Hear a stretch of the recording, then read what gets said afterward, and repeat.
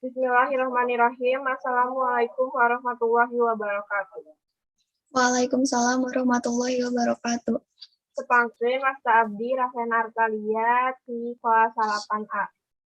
Puji sareng syukur hayu sasarengan urang sadaya haturkeun ka Gusti Allah Subhanahu wa taala. Kumargi dina ieu waktos urang sadaya dipasihan kasehatan lahir sareng batin. Sehilap shalawat sareng salam hayu urang sadaya haturkeun ka junjungan Nabi Muhammad sallallahu alaihi wasallam.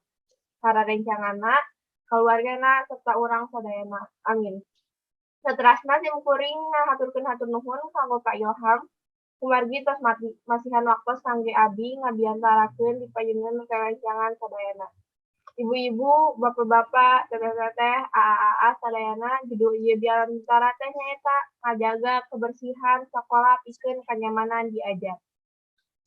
Sabaratos nu kurang sadaya tinggal ayeuna, kebersihan sakola urang sadaya teh cukup kurang.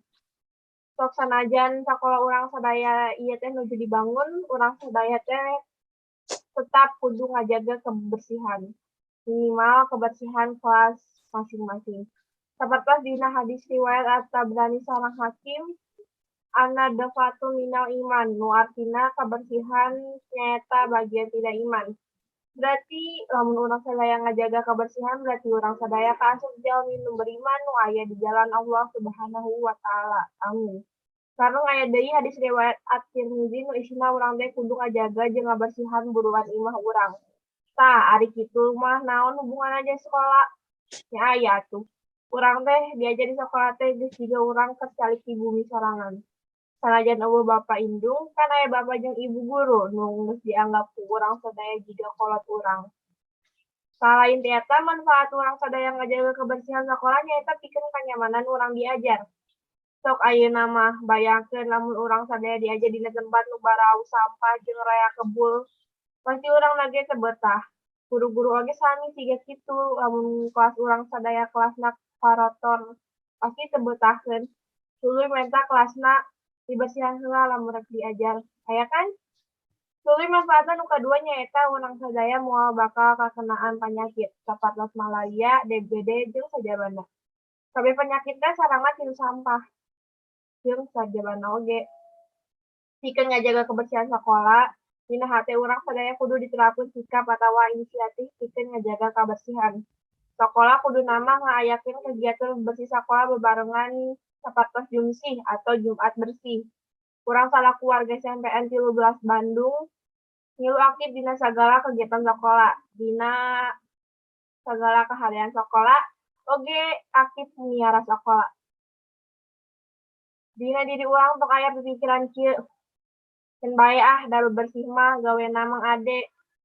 Ulah kitu.